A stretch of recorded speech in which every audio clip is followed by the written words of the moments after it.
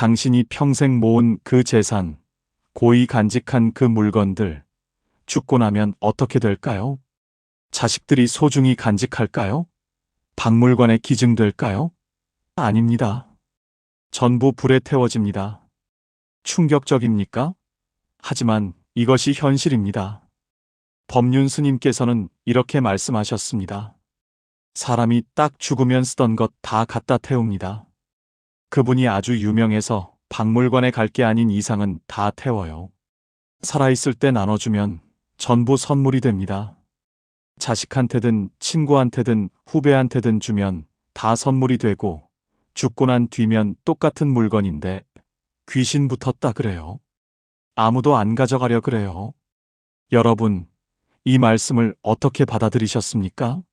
아니, 내가 평생 아끼고 모은 물건들을 왜 태워? 자식들이 쓸 텐데라고 생각하십니까? 천만의 말씀입니다. 자식들은 절대 안 씁니다. 못 쓰는 게 아니라 안 쓰는 겁니다. 왜냐하면 죽은 사람이 쓰던 물건에는 보이지 않는 거부감이 있기 때문입니다. 잠깐 본격적으로 시작하기 전에 말씀드립니다. 오늘 이 말씀이 여러분의 노년을 바꿀 수 있습니다. 놓치지 않으려면 지금 바로 구독 버튼과 좋아요 버튼을 눌러주세요. 그리고 알림 설정까지 해두시면 법륜 스님의 지혜로운 말씀을 매일 받아보실 수 있습니다. 여러분이 아끼던 그 옷, 그 시계, 그 가방, 심지어 그 귀한 한복까지도 죽고 나면 고인의 유품이 되어버립니다. 유품은 선물이 아닙니다. 짐입니다. 더 충격적인 사실을 하나 더 말씀드리겠습니다. 재산도 마찬가지입니다. 여러분이 평생 모은 그 돈, 자식에게 다 물려주려고 아끼고 아끼셨죠? 그런데 그 돈이 자식을 행복하게 만들까요? 아닙니다. 오히려 자식들 사이에 싸움을 만들고 며느리 사위와 갈등을 만들고 심지어 법정 다툼까지 만듭니다. 법륜 스님께서는 재산 분배의 황금 비율을 제시하셨습니다. 만약에 내가 100이라는 재산이 있다면 한 70이나 80은 살아있을 때 나눠주는 게 좋습니다. 미리 딱 배분을 하고 한 30이나 20, 재산이 적으면 비율을 좀 높여야 되고 재산이 조금 많으면 비율을 낮춰서 그건 딱 자기 몫으로 갖고 있어야 돼요. 70%는 주고 30%만 남긴다? 여러분은 지금 이렇게 생각하실 겁니다. 아니, 그럼 나는 뭐 먹고 살라고? 자식한테 다 주면 나중에 버림받으면 어떡해? 자식이 나를 무시하면? 바로 그 두려움 때문에 여러분은 평생 돈을 꽉 쥐고 살다가 결국 그 돈과 함께 외롭게 늙어가는 겁니다. 오늘 이 내용을 끝까지 들으시면 여러분은 깨닫게 될 것입니다. 왜 살아있을 때 나눠줘야 하는지, 왜 70%를 줘야 하는지, 그리고 30%를 남겨야 자식과의 관계가 오히려 더 아름다워지는지 말입니다. 이것은 단순한 재산 관리 이야기가 아닙니다. 이것은 당신의 노년을 존엄하게 만드는 생존 전략입니다. 지금부터 법륜 스님의 지혜를 빌려 3가지 핵심을 말씀드리겠습니다. 첫째, 왜 죽고 나면 다 태워지는가? 둘째, 70대 30의 황금 비율, 그 과학적 근거는 무엇인가? 셋째, 살아있을 때 나눠주면 일어나는 기적. 이 3가지를 이해하시면 여러분은 더 이상 재산 때문에 자식과 갈등하지 않게 됩니다. 오히려 재산이 관계를 아름답게 만드는 도구가 됩니다. 자, 이제 시작하겠습니다. 당신이 평생 모은 그것들, 정말로 누구를 위한 것입니까? 먼저 냉정한 현실을 직시해야 합니다. 왜 죽고 나면 모든 것이 태워질까요? 자식들이 뭘 인정해서? 아닙니다. 이것은 인간의 본능입니다. 죽음과 연결된 물건은 부담입니다. 여러분, 솔직하게 생각해 보십시오. 돌아가신 부모님의 옷을 여러분은 입으셨습니까? 아까워서 못 버리겠다며 장롱 깊숙이 넣어두지 않으셨습니까? 그러다 결국 몇 년 뒤에 이제 그만 정리하자며 태우거나 버리지 않으셨습니까? 이것이 현실입니다. 아무리 좋은 물건이라도, 아무리 비싼 물건이라도 죽은 사람의 것이 되는 순간 그것은 선물에서 유품으로 바뀝니다. 법륜 스님께서 정확히 짚어주셨습니다. 죽고 난 뒤에 그런 옷들 다 남으면 어떻게 합니까? 사람이 죽기 전에 주면 선물인데 죽고 나면 그거 다 태웁니다. 아무도 안 가져가요. 자식도 안 가져가요. 그런데 여러분은 왜 살아있을 때 나눠주지 않습니까? 여기에는 세 가지 심리적 장벽이 있습니다. 첫째, 불안입니다. 내가 지금 주면 나중에 내가 아프거나 돈이 필요할 때 어떡하지? 이 두려움이 여러분의 손을 꽁꽁 묶어놓고 있습니다. 그래서 통장을 꽉 쥐고 물건을 장롱 깊숙이 넣어두고 나중에 줄게, 내가 죽으면 내 거야라고 말합니다. 그런데 생각해 보십시오. 그 나중은 언제입니까? 죽을 때입니까? 죽을 때 주는 것은 주는 게 아닙니다. 남기는 겁니다. 그리고 남겨진 것은 짐이 됩니다. 둘째, 통제욕입니다. 속마음을 들여다보면 재산을 쥐고 있는 한 자식들이 나를 함부로 대하지 못할 거라는 계산이 깔려 있습니다. 내가 돈을 갖고 있어야 자식들이 나를 찾아오지. 내가 다 주면 무시하겠지. 이것은 사랑이 아닙니다. 거래입니다.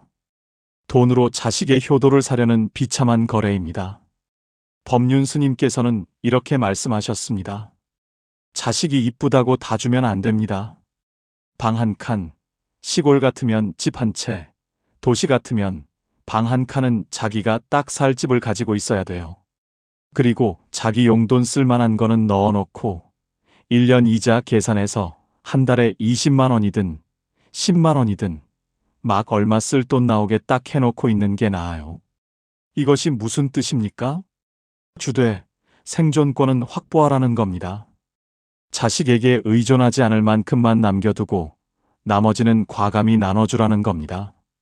셋째, 집착입니다. 평생 모은 것을 손에서 놓기가 아깝습니다. 내가 얼마나 고생해서 모았는데. 하지만 그 집착이 여러분을 불행하게 만듭니다. 통장 잔고를 매일 확인하며 사는 노년이 행복합니까? 자식이 돈 달라고 할까봐 전전긍긍하는 삶이 평화롭습니까? 여러분, 구체적인 사례를 하나 들어보겠습니다. 김씨 할머니는 평생 모은 돈 2억 원을 통장에 꽁꽁 넣어두고 계셨습니다. 세 자녀가 있었지만 한 푼도 나눠주지 않았습니다. 내가 죽으면 너희 거야라고만 말했습니다. 그런데 어느 날 큰아들이 사업 자금이 필요하다고 했습니다. 둘째 딸은 전세금이 필요하다고 했습니다. 막내 아들은 결혼 자금이 필요하다고 했습니다. 김씨 할머니는 어떻게 하셨을까요? 너희 아버지 유산으로 받은 건데 내가 함부로 못 준다며 거절했습니다. 그 순간부터 자식들의 발길이 뚝 끊겼습니다. 명절에도 안 오고 전화도 뜸해졌습니다. 할머니는 섭섭했습니다. 내가 언제 안 준다고 했나? 나중에 주려고 아껴두는 건데. 그런데 5년 뒤 할머니가 갑자기 쓰러지셨습니다. 병원비로 1억이 들어갔습니다. 요양원 비용으로 나머지 1억이 순식간에 사라졌습니다. 그리고 할머니가 돌아가신 후 자식들은 나눌 유산이 거의 없다는 것을 알았습니다. 큰아들은 사업 자금을 다른 데서 빌려 쓰다가 실패했고, 둘째 딸은 전세금을 마련하지 못해 지금도 월세에 살고, 막내 아들은 결혼을 미뤘다가 결국 혼자 살고 있습니다. 할머니는 무엇을 남기셨습니까? 돈도 아니고 좋은 기억도 아닙니다. 오직 원망만 남기셨습니다. 만약 할머니가 70%인 1억 4천만 원을 살아있을 때 나눠주셨다면 어땠을까요? 큰아들은 사업에 성공했을 것이고, 둘째 딸은 안정된 집에 살았을 것이고, 막내 아들은 행복한 가정을 꾸렸을 것입니다. 그리고 남은 30%인 6천만 원으로도 할머니는 충분히 병원비와 생활비를 감당할 수 있었을 것입니다. 무엇보다 자식들은 할머니께 감사했을 것입니다. 명절 때마다 찾아와서 어머니 덕분에 제가 이렇게 잘 살고 있습니다라고 말했을 것입니다. 이것이 살아있을 때 주는 것과 죽고 나서 남기는 것의 차이입니다. 법륜 스님께서는 단호하게 말씀하셨습니다. 늙어서 몸 누울 자리도 없어지고 이렇게 되면 추합니다. 자식 쳐다보고 자꾸 뭐 용돈 안 주나 이렇게 생각하면 자식을 원망하게 됩니다.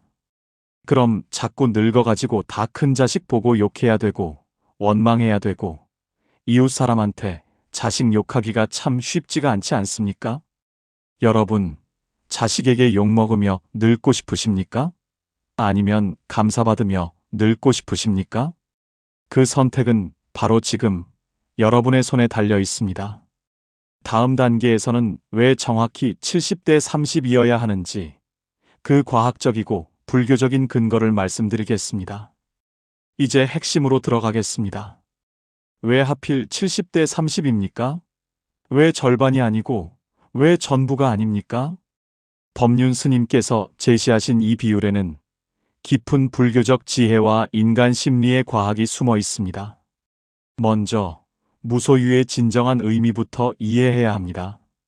많은 사람들이 무소유를 아무것도 갖지 않는 것으로 오해합니다. 그래서 스님들은 재산이 없으니 그런 말씀하시는 거 아니냐고 반박합니다. 틀렸습니다. 법정 스님께서 평생 강조하신 무소유는 불필요한 것을 소유하지 않는 것입니다. 그리고 가장 불필요한 소유가 무엇입니까? 죽을 때까지 쓰지도 못할 돈과 물건을 쌓아두는 것입니다. 여러분, 솔직하게 계산해 보십시오. 지금 70세라고 가정하고 90세까지 사신다고 칩시다. 20년입니다. 한 달에 생활비 100만 원, 병원비 여유 있게 잡아서 150만 원, 1년이면 1,800만 원입니다. 20년이면 3억 6천만 원입니다. 만약 여러분이 5억을 갖고 계신다면 3억 6천만 원이면 충분합니다. 나머지 1억 4천만 원은 무엇을 위한 겁니까? 혹시 모르니까? 그 혹시는 평생 오지 않습니다. 그러다 죽습니다. 법륜 스님께서는 이렇게 말씀하셨습니다. 재산이 조금 많으면 비율을 낮춰서 재산이 적으면 비율을 좀 높여야 됩니다. 그건 딱 자기 몫으로 갖고 있어야 돼요. 여기서 자기 몫이 중요합니다. 자기 몫이란 무엇입니까? 자식에게 의존하지 않고 존엄하게 살 수 있는 최소한의 재산입니다. 70%를 주라는 것은 다 버리라는 게 아닙니다. 집착을 버리라는 겁니다. 그렇다면 왜 정확히 70%일까요? 왜 50%도 아니고 80%도 아닙니까? 이것은 심리학적으로 완벽한 균형점입니다. 50%를 주면 어떻게 됩니까? 부모는 여전히 절반을 쥐고 있습니다. 자식은 아직도 반이나 남았네. 더 달라고 할까? 라는 기대를 갖게 됩니다. 관계가 깨끗하게 정리되지 않습니다. 반대로 90%를 주면 어떻게 됩니까? 부모가 불안해집니다. 내가 너무 많이 준 거 아냐? 나중에 어떡하지? 후회가 생깁니다. 하지만 70%는 다릅니다. 70%는 자식에게 충분히 주는 것입니다. 자식이 더 이상 부모에게 손 벌릴 이유가 없어집니다. 동시에 30%는 부모가 안심하고 살 수 있는 비율입니다. 법륜 스님께서는 이것을 이렇게 설명하셨습니다. 방 한 칸, 시골 같으면 집 한 채, 그 다음에 소일거리 할 만한 밭대기, 반찬 심어 먹을 밭대기, 그 다음에 양식 몇 가마니 정도는 가지고 있는 게 좋습니다. 이것이 바로 30%의 의미입니다. 생존이 아니라 존엄을 지키는 재산입니다. 이제 불교의 핵심 교리로 들어가겠습니다. 보시의 진정한 의미입니다. 보시는 단순히 주는 것이 아닙니다. 보시는 집착을 끊는 수행입니다. 부처님께서는 이렇게 말씀하셨습니다. 보시를 하되 받을 복을 기대하지 마라. 여러분이 자식에게 재산을 나눠주면서 나중에 효도해야 한다, 나를 잘 모셔야 한다고 기대하면 그것은 보시가 아닙니다. 거래입니다. 진정한 보시는 이렇습니다. 너에게 필요하니 준다. 그것으로 끝이다. 나는 아무것도 바라지 않는다. 이렇게 마음을 비웠을 때 역설적이게도 자식은 더욱 부모에게 감사하게 됩니다. 왜냐하면 빚이 없기 때문입니다. 의무가 없기 때문입니다. 그래서 자발적으로 효도하고 싶어집니다. 법륜 스님께서는 이것을 정확히 꿰뚫어 보셨습니다. 자식에게 뭐 해줬다고 은혜를 갚으라고 하면 안 됩니다. 베풀미 거래가 되어서는 안 됩니다. 내가 베푼 것을 돌려받으려고 하는 순간 그것은 사랑이 아니라 장사입니다. 여기서 한 가지 더 중요한 불교 개념을 짚고 넘어가야 합니다. 인과응보입니다. 많은 분들이 이렇게 생각합니다. 내가 자식한테 재산을 나눠주면 자식이 나를 잘 모실 것이다. 이것은 인과응보를 오해한 것입니다. 인과응보는 주면 받는다는 단순한 교환 법칙이 아닙니다. 진정한 인과응보는 이렇습니다. 내가 집착을 놓으면 나는 자유로워진다. 여러분이 재산에 대한 집착을 놓는 순간 여러분은 자유로워집니다. 자식이 효도하든 안 하든 그것과 상관없이 여러분은 이미 평화롭습니다. 그리고 신기하게도 부모가 평화로워지면 자식도 편안해집니다. 자식이 편안해지면 자연스럽게 부모를 찾아옵니다. 이것이 진정한 인과응보입니다. 법륜 스님께서는 이렇게 정리하셨습니다. 자식에게든 아니면 젊은 사람한테 잔소리를 안 해야 돼요. 입에서 자꾸 욕이 나오든 말이 나오려 그러면 염불을 해야 돼요. 그러면 젊은 사람들하고 같이 있으면 늘 보살핌을 받습니다. 재산도 마찬가지입니다. 재산을 꽉 쥐고 내 돈이다, 내가 죽으면 줄 거다라고 하면 자식은 부담스러워합니다. 하지만 내가 필요할 때 쓰라며 과감히 나눠주면 자식은 부모님께 뭔가 해드려야지라는 마음이 자연스럽게 생깁니다. 이것이 70대 30 비율의 불교적 완성도입니다.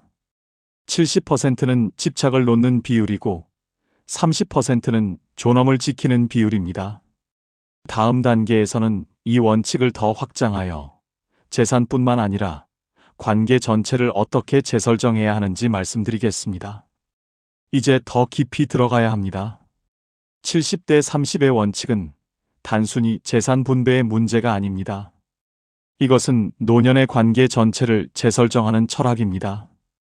부처님께서 말씀하신 재행무상, 모든 것은 변한다는 진리를 기억하십시오. 여러분과 자식의 관계도 변합니다. 자식이 어렸을 때는 여러분이 100%를 주는 관계였습니다. 밥, 옷, 학비, 모든 것을 여러분이 책임졌습니다. 자식은 받기만 했습니다. 그런데 자식이 성인이 되고 결혼하고 가정을 꾸리면 어떻게 됩니까? 관계의 비율이 역전됩니다. 이제는 자식이 자기 가정에 100%를 쏟아야 하는 시기입니다. 배우자, 자녀, 직장, 이 모든 것이 자식의 우선순위가 됩니다. 그런데 부모가 여전히 나는 내 부모다, 나를 우선으로 생각해라고 요구하면 어떻게 됩니까? 자식은 짓눌립니다. 숨이 막힙니다. 도망갑니다. 법륜 스님께서는 이것을 정확히 짚어주셨습니다. 20살 딱 넘어서부터는 간섭 안 하는 게 좋아요. 근데 벌써 내 나이가 70, 80이 되면 자식 나이가 40이 넘고 그 자식의 자녀가 바로 20살 다 돼가는데 간섭을 하고 욕을 하고 이러라 저러라 그러는 게 부모의 특징이기도 하고 노인의 특징이기도 합니다. 그렇다면 어떻게 해야 합니까? 부모도 독립해야 합니다. 자식에게서 독립. 이 말이 낯설게 들리십니까? 하지만 이것이 진실입니다. 자식을 독립시켰으면 부모도 독립해야 합니다. 자식의 삶에 매달리지 말고, 자식의 돈에 의존하지 말고, 자식의 선택에 간섭하지 말아야 합니다. 그래서 30%가 중요한 겁니다. 30%는 단순히 생활비가 아닙니다. 이것은 부모의 독립 자금입니다. 방 한 칸, 생활비, 용돈. 이것만 있으면 여러분은 자식에게 나 밥 사줘나 병원비 좀 대줘라고 손 벌릴 필요가 없습니다.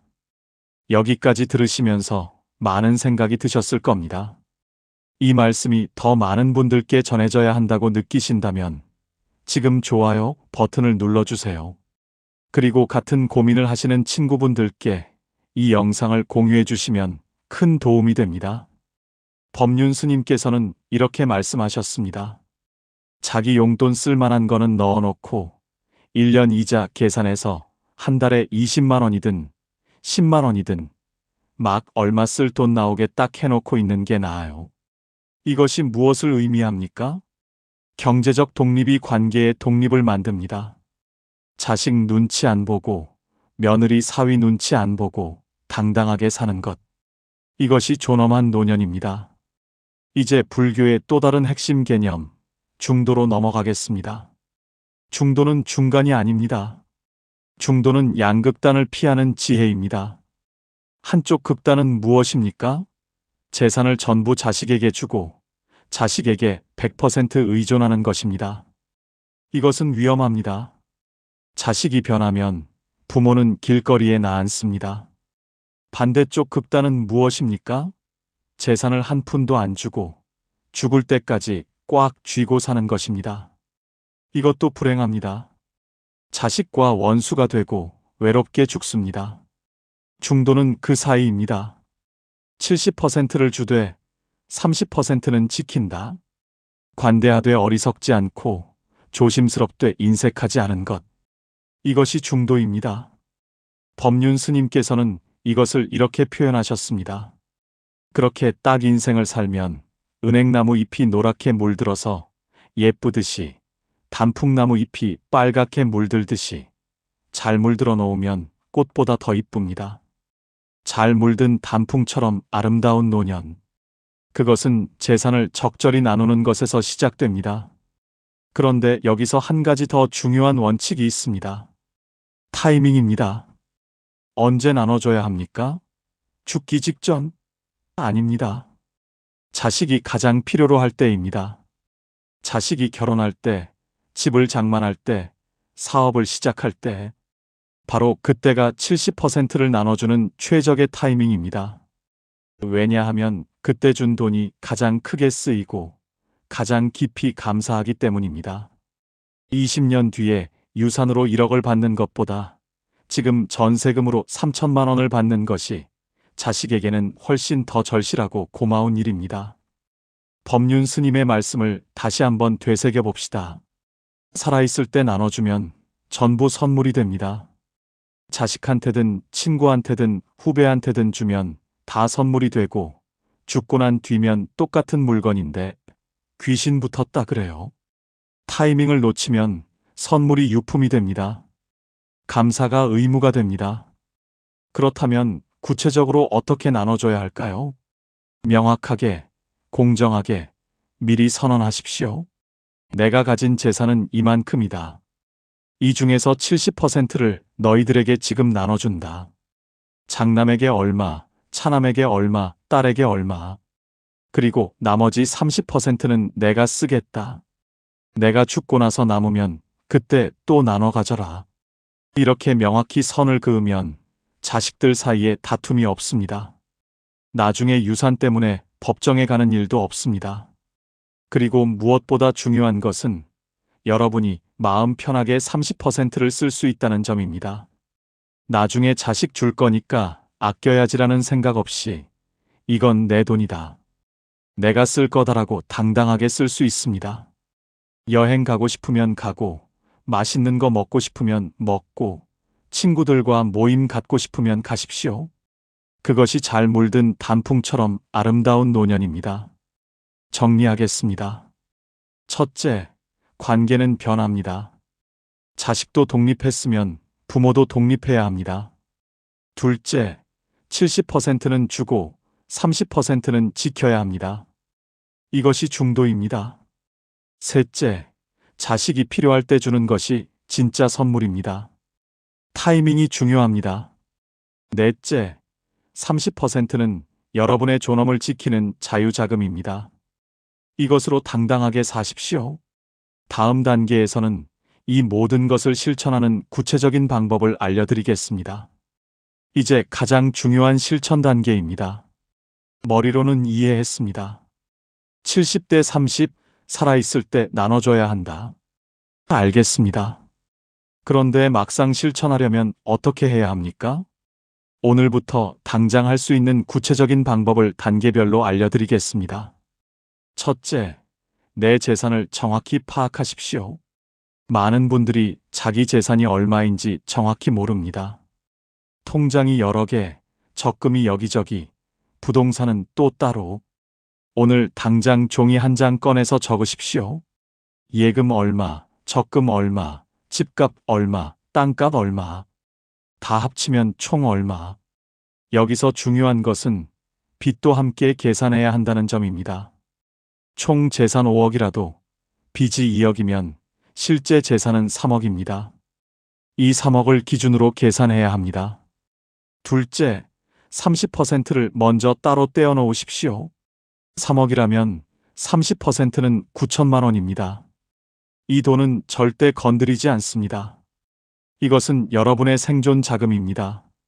법륜 스님께서 말씀하신 것처럼 이 돈을 정기예금이나 연금으로 만들어서 매달 일정 금액이 나오게 하십시오. 9천만 원을 연 3% 이자로 묶으면 1년에 270만 원, 한 달에 22만 원 정도 나옵니다. 이것이 여러분의 용돈입니다. 그리고 만약 큰 병원비가 필요하면 이 돈에서 씁니다. 자식에게 손 벌리지 않습니다. 셋째, 70%를 자식에게 나눠주되 명확한 원칙을 정하십시오. 3억의 70%는 2억 1천만 원입니다. 이것을 어떻게 나눕니까? 법륜 스님께서는 이렇게 조언하셨습니다. 미리 딱 배분을 하십시오. 자녀가 셋이라면 똑같이 7천만 원씩 나눠도 되고 사정을 고려해서 달리 줘도 됩니다. 중요한 것은 여러분이 결정하고 여러분이 선언하는 것입니다. 큰아들, 내가 사업 자금 필요하다고 했으니 1억 준다. 둘째 딸, 너는 전세금이 필요하니 7천만 원 준다. 막내 아들, 너는 결혼 자금으로 4천만 원 준다. 이것으로 끝이다. 더 이상 줄 것도 없고 달라고 하지도 마라. 이렇게 명확히 선을 그으면 자식들도 더 이상 기대하지 않습니다. 그리고 받은 것에 감사합니다. 넷째, 줄 때는 조건을 달지 마십시오. 가장 흔한 실수가 이겁니다. 이 돈으로 사업하되 실패하면 안 된다. 이 돈으로 집 사되 이사 갈 때는 나한테 허락받아라. 이 돈 받았으니 명절에는 꼭 와야 한다. 이런 조건을 다는 순간 선물이 거래가 됩니다. 법륜 스님께서는 단호하게 말씀하셨습니다. 베풀매 대가를 바라는 순간 그것은 베풀미 아니라 빌려준 것입니다. 그냥 주십시오. 깨끗하게. 내가 필요하니 준다. 잘 쓰거라. 그것으로 끝이다. 그리고 그 돈을 자식이 어떻게 쓰든 간섭하지 마십시오. 사업에 실패하든 낭비하든 그것은 자식의 몫입니다. 다섯째, 물건도 살아있을 때 나눠주십시오. 재산만 나눠주는 게 아닙니다. 옷, 가방, 시계, 귀금속 이런 물건들도 지금 나눠주십시오. 법륜 스님의 말씀을 다시 떠올려 봅시다. 살아있을 때 나눠주면 선물인데 죽고 나면 그거 다 태웁니다. 딸이 엄마, 그 한복 예쁘네요 라고 하면 그래, 내가 입어봐. 내가 가져가라고 하십시오. 아들이 아버지, 그 시계 멋있네요 라고 하면 그래, 내가 차봐. 내가 가져가라고 하십시오. 그 순간 그것은 유품이 아니라 선물이 됩니다. 추억이 됩니다. 여섯째, 나눠주고 난 뒤 절대 후회하지 마십시오. 가장 많은 분들이 실패하는 지점이 여기입니다. 재산을 나눠주고 나서 며칠 뒤 내가 너무 많이 준 거 아냐? 나중에 내가 돈 없으면 어떡하지? 라고 불안해합니다. 그러다가 자식에게 그때 준 돈 좀 다시 줄 수 없겠니? 라고 합니다. 최악입니다. 이렇게 되면 자식은 배신감을 느낍니다. 그럴 거면 왜 줬어요? 법륜 스님께서는 이렇게 말씀하셨습니다. 일단 준 것은 끝입니다. 다시 달라고 하지 마십시오. 그래서 30%를 남겨두는 겁니다. 그 30%만 있으면 여러분은 충분히 삽니다. 불안해하지 마십시오. 일곱째, 자식이 효도하지 않아도 섭섭해하지 마십시오. 이것이 가장 어려운 부분입니다. 내가 이렇게 재산도 나눠줬는데 자식이 왜 안 찾아와? 명절에도 안 오네? 이렇게 생각하는 순간 여러분은 다시 거래의 함정에 빠진 겁니다. 주는 것과 효도는 별개입니다. 여러분이 줬으면 끝입니다. 자식이 효도하든 안 하든 그것은 자식의 선택입니다. 법륜 스님께서는 이렇게 정리하셨습니다. 자식에게 바라는 마음이 없으면 모든 자식이 효자가 됩니다. 여러분이 아무것도 바라지 않으면 자식이 1년에 한 번 전화해도 고맙고 명절에 와도 고맙고 안 와도 저 혼자 잘 살고 있구나 하고 고맙습니다. 이것이 진정한 자유입니다. 여덟째, 나머지 30%는 여러분을 위해 쓰십시오. 자식 다 챙겨줬으면 이제 여러분 차례입니다. 여행 가고 싶으셨죠? 가십시오. 친구들과 맛있는 거 먹고 싶으셨죠? 드십시오. 새 옷 사고 싶으셨죠? 사십시오. 아까워서 못 쓰겠다는 생각 버리십시오. 여러분이 안 쓰면 죽고 나서 자식이 씁니까? 안 씁니다. 태웁니다. 법륜 스님께서는 이렇게 말씀하셨습니다. 나이가 들면 조금 너그러워져야 됩니다. 물건 가지고 있더라도 옷도 누가 좋다 하면 형제 간에도 친구 간에도 주고 어차피 다 털 것 하나도 못 가져갑니다. 이것이 잘 물든 단풍처럼 아름다운 노년의 비밀입니다. 정리하면 이렇습니다. 먼저 재산을 정확히 파악하고 30%는 따로 보관합니다. 그 다음 70%를 조건 없이 나눠주되 물건도 함께 나눠줍니다. 나눠주고 나서는 절대 후회하지 말고 효도를 기대하지도 마십시오. 그리고 남은 30%는 오롯이 여러분 자신을 위해 쓰십시오. 이 8가지만 실천하면 여러분의 노년은 완전히 달라집니다. 다음 마지막 단계에서는 이 모든 가르침을 마음에 새기고 오늘부터 실천할 수 있도록 핵심을 요약하고 축원으로 마무리하겠습니다. 오늘 우리는 긴 여정을 함께 걸어왔습니다. 법륜 스님의 지혜를 빌려 한 가지 명확한 진실을 깨달았습니다. 살아있을 때 주는 것은 선물이고 죽고 나서 남기는 것은 짐입니다. 이것은 단순한 재산 관리 이야기가 아니었습니다. 이것은 여러분의 노년을 존엄하게 만드는 생존 철학이었습니다. 다시 한번 정리하겠습니다. 여러분이 평생 모은 그 재산, 그 물건들, 죽고 나면 어떻게 됩니까? 자식들이 소중히 간직합니까? 아닙니다. 전부 태웁니다. 귀신 붙었다고 아무도 가져가지 않습니다. 그렇다면 언제 줘야 합니까? 지금입니다. 살아있을 때입니다.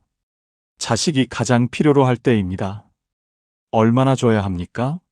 70%입니다. 왜 70%입니까? 그것이 집착을 놓기에 충분한 비율이기 때문입니다. 자식에게 부담 주지 않을 만큼 넉넉한 비율이기 때문입니다. 그리고 왜 30%를 남깁니까? 그것이 여러분의 존엄을 지키는 비율이기 때문입니다. 자식에게 손 벌리지 않고 당당하게 살 수 있는 최소한의 자금이기 때문입니다.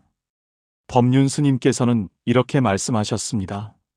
그렇게 딱 인생을 살면 은행나무 잎이 노랗게 물들어서 예쁘듯이 단풍나무 잎이 빨갛게 물들듯이 잘 물들어 놓으면 꽃보다 더 이쁩니다.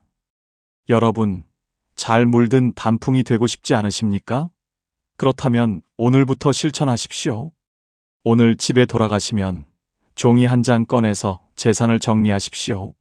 얼마를 줄 것인지, 언제 줄 것인지 구체적으로 계획하십시오. 그리고 자식을 불러서 선언하십시오. 내가 가진 재산은 이만큼이다. 이 중에서 이만큼을 너희에게 나눠준다. 지금 주는 것이다. 나중이 아니라 지금이다. 조건은 없다. 그냥 내가 필요하니까 준다. 잘 쓰거라. 이렇게 말하는 순간 여러분은 자유로워집니다. 더 이상 자식이 나를 무시하면 어떡하지 걱정하지 않습니다. 더 이상 내 돈을 노리는 거 아냐 의심하지 않습니다. 자식도 자유로워집니다. 더 이상 부모님 돈 언제 받나 기다리지 않습니다. 더 이상 유산 때문에 형제끼리 싸우는 거 아냐 불안해하지 않습니다. 이것이 70대 30의 마법입니다. 주되 지킨다. 베풀되 의존하지 않는다. 자유롭되 현명하다. 법륜 스님께서는 마지막으로 이렇게 말씀하셨습니다. 나이가 들면 욕심을 내지 말아야 합니다. 젊을 때는 욕심을 내면 야망이 있다 이래요. 늙어서 욕심을 내면 노욕입니다. 노욕은 추합니다. 늙으면 이제는 자꾸 베풀어야 돼요. 물 한 잔 떠주든지 인사를 해주든지 자꾸 베풀어야 돼요. 늙으면 이제 더 이상 끌고 모으지 말고 있는 거 자꾸 털어야 돼요. 털어내십시오. 재산도 물건도 집착도 욕심도 모두 털어내십시오. 텅 빈 손으로 서 계신 여러분은 그제야 진정으로 가벼워집니다. 자유로워집니다. 행복해집니다. 그리고 그 가벼운 마음으로 남은 인생을 살아가십시오. 자식 눈치 안 보고, 며느리 사위 눈치 안 보고, 여러분이 가고 싶은 곳 가고, 먹고 싶은 건 먹고, 입고 싶은 옷 입고, 만나고 싶은 사람 만나십시오. 그것이 잘 물든 단풍입니다. 그것이 품격 있는 노년입니다. 오늘 이 말씀이 마음에 와 닿으셨다면 꼭 좋아요 버튼을 눌러주세요. 그리고 구독과 알림 설정으로 더 많은 법륜 스님의 지혜를 함께 나누시기 바랍니다. 댓글로 여러분의 이야기를 들려주세요. 저도 이제 나눠줘야겠습니다.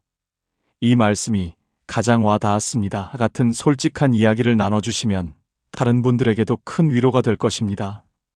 그리고 이 영상이 같은 고민을 하시는 주변 분들께도 도움이 될 것 같다면 공유 버튼을 눌러 따뜻한 마음을 전해주세요. 이제 마지막으로 여러분을 위한 축원을 드립니다. 여러분의 남은 생이 집착이 아니라 자유로 가득하기를, 욕심이 아니라 너그러움으로 가득하기를, 불안이 아니라 평화로 가득하기를 간절히 기원합니다. 살아있을 때 나눠주십시오. 그것이 자식에게 줄 수 있는 가장 큰 선물입니다. 그것이 여러분이 남길 수 있는 가장 아름다운 유산입니다. 나무아미타불. 부디 잘 물든 단풍처럼 여러분의 노년이 봄꽃보다 더 아름답게 빛나기를 진심으로 기도합니다. 감사합니다.